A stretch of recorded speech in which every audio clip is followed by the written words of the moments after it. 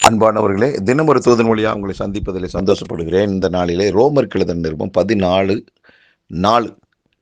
மற்றொருவனுடைய வேலைக்காரனை குற்றவாளியா தீர்க்கிறதுக்கு நீ யார்? அவன் நின்றாலும் விழுந்தாலும் அவனுடைய எஜமானுக்கே அவன் உத்தரவாதி. அவன் நிலைநிறுத்தப்படுவான். தேவன் அவனை நிலைநிறுத்த வல்லவராயிருக்கிறாரே என்று பவுலுக்கு கிடைச்ச ஒரு வெளிப்பாட்டினை இந்த இடத்துல நாம் பார்க்கிறோம். ஆகவே மற்றவர்களை என்னுடைய விழுகையை குறித்து நாம் ஏளனமாக, அற்பமாக, குறைவாக நாம் மதிப்பிட வேண்டிய அவசியமே இல்லை. அவன் நின்னாலும் சரி, விழுந்தாலும் சரி, அந்த மனுஷனை தூக்கி நிறுத்துறதுக்கு ஆண்டவர் வல்லவராக இருக்கிறார்.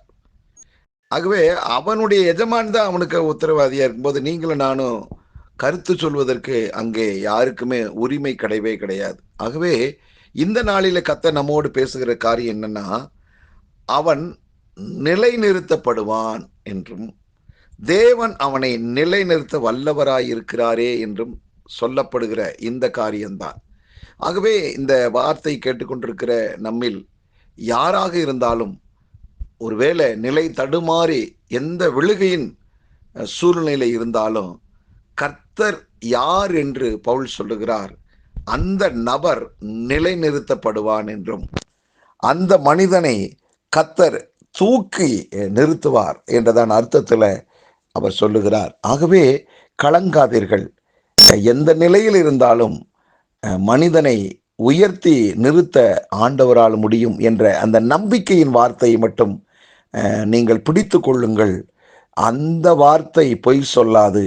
அந்த ஆண்டவர் நிச்சயமாக உதவி செய்ய வல்லவராக இருக்கிறார். உலகத்துல பலமானவர்களுக்கு உதவி செய்வதற்கு 1000 கரங்கள் உண்டு. ஆனால் பலவீனனை தாங்குவதற்கு ஒருவருமே வரமாட்டாங்க. ஆனால் நம்முடைய ஆண்டவர் என்ன பலவீனமான ஒரு சூழ்நிலையில் இருந்தாலும் அவனை தூக்கி நிலைநிறுத்த ஆண்டவர் வல்லவராக இருக்கிறார்.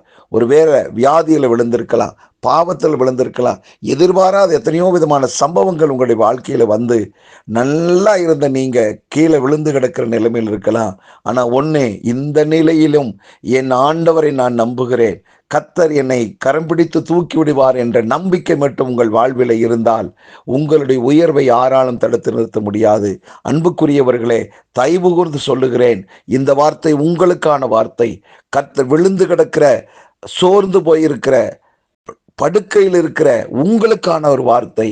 எந்த சூழ்நிலையிலும் அவரால் உயிர்ப்பிக்க முடியும், தூக்கி நிறுத்த முடியும்.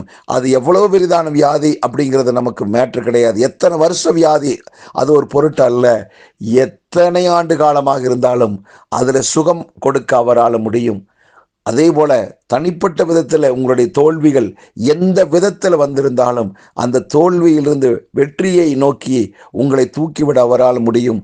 ஒரே ஒரு நம்பிக்கை, என் ஆண்டவர் என்னை கைவிட மாட்டார், என்னை தூக்கி விடுவார் என்றதான நிலையில நீங்கள் இருங்கள். உங்கள் குடும்பத்தில் இருக்கிற சூழ்நிலைகள் மாற்றி காட்ட அவரால் முடியும். உங்கள் குடும்பத்தில் யார் எந்த விதத்தில் விழுந்து கிடந்தாலும் அவர்களை தூக்கி நிறுத்த உங்கள் விசுவாசம் போதுமானதாக இருக்கிறது.